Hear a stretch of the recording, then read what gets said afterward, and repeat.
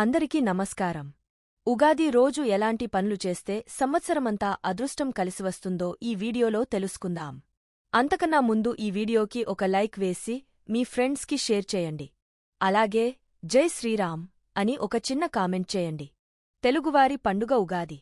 ఈ ఏడాది ఏప్రిల్ 9వ తేదీన ఉగాది పండుగ జరుపుకోనున్నారు. పంచాంగం ప్రకారం ఉగాది నుంచి తెలుగు క్యాలెండర్ కొత్త సంవత్సరం మొదలవుతుంది.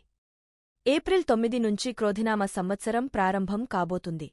పంచాంగం ప్రకారం ఒక్కో సంవత్సరానికి ఒక్కో పేరు ఉంటుంది. చైత్రశుద్ధ పాడ్యమి రోజునే సృష్టి మొదలైందని పెద్దలు చెబుతారు. అందుకనే ఆ రోజుని యుగాది లేక ఉగాదిగా గుర్తిస్తారు.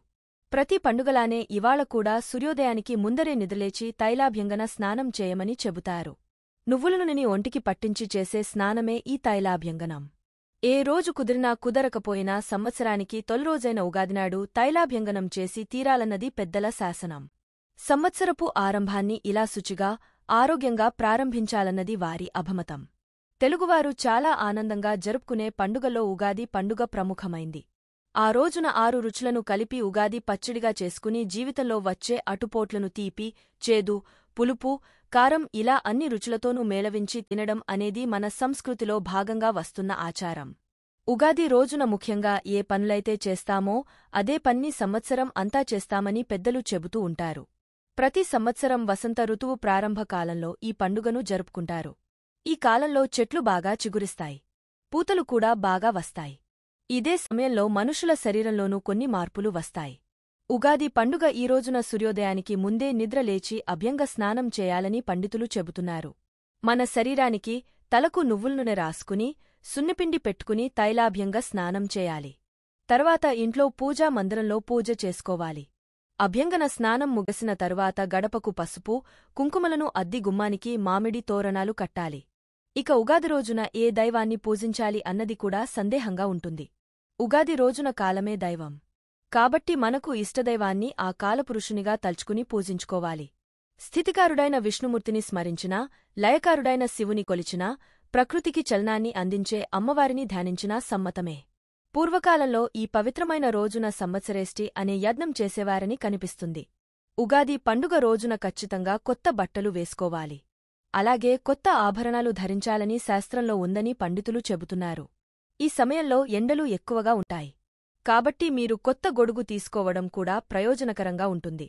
దీనివల్ల మీకు ఎండ, గాలి, వర్షం నుండి రక్షణ లభిస్తుంది.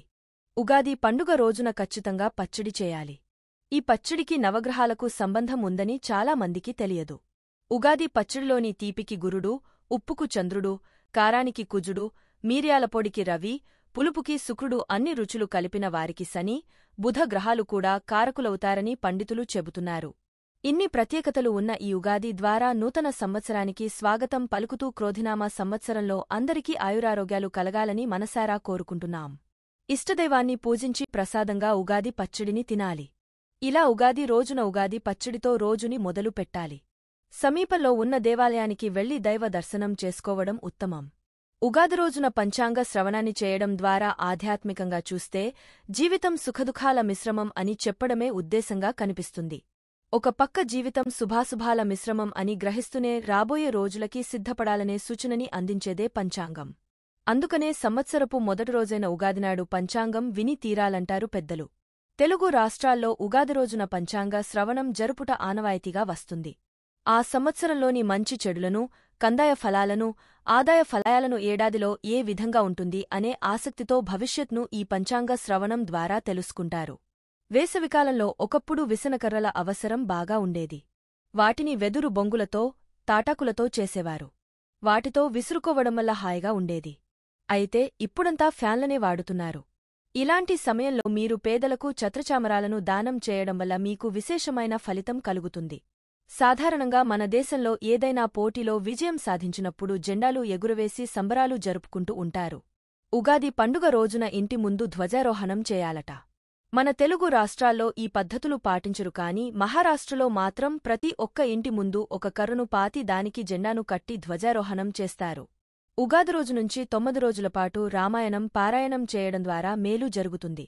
మొత్తానికి తెలుగు నూతన సంవత్సరం రోజున ఉగాది స్పెషల్గా వేపపువ్వు పచ్చడి, పంచాంగ శ్రవణము, మిత్రదర్శనం, ఆర్యపూజనం, గోపూజ ఏరువాక అనబడే ఆచారాలు పాటిస్తారు.